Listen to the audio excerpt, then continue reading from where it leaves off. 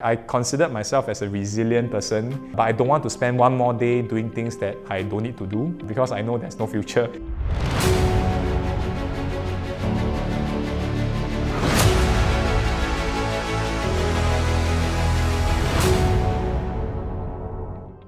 Okay, the situation was 3 months before I ORD'd.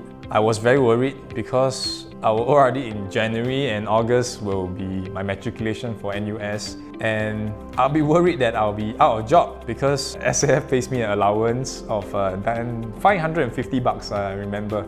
So 3 months before I ORD, I sent out hundreds of resumes to apply for jobs, mainly in the financial sector. And I still remember Friday I got my NRIC back, and Monday I started work already. So I got a job placement in Standard Chartered Bank, CPF Building Tampines, and it was a credit approval officer role, right, in SCB, right, Standard Chartered Bank. So now, one of the things that I've learned and I read about is Stephen Covey's 7 Habits, and habit 2 says begin with the end in mind. So I carried that in terms of my decision-making framework. So when I went into the banking sector, in particularly that role, I asked myself if I were to end up like my boss and my boss's boss and my boss's boss, if I make their income, if I talk like them, if I have their lifestyle, I do their work, I behave like them, would I be happy?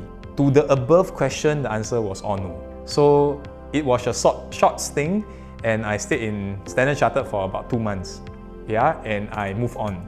So because I know that this is not the place for me, and even if I promote 2, 3, 4 times, right, I will not be happy anyway. So I don't think I need to spend more time there. And I thought it was a small enough sample size only, so I went into a different bank, right, a Japanese bank this time, and I went to Sumitomo Mitsui Banking Corporation at Millennium Walk. And same thing, asked myself the same question of all the future in mind, my boss's boss, and same thing, the answer was all no. I worked there. Same thing, 2 months I resigned. Well, I've been in business in the FA for the last 13.5 years, right? I considered myself as a resilient person, but I don't want to spend one more day doing things that I don't need to do because I know there's no future, right, in me doing more of what I don't want to do. So, and of course, then I came into the FA because when I first came here, after spending 3 sessions with them, I loved what I saw. I fell in love with the culture, the people here.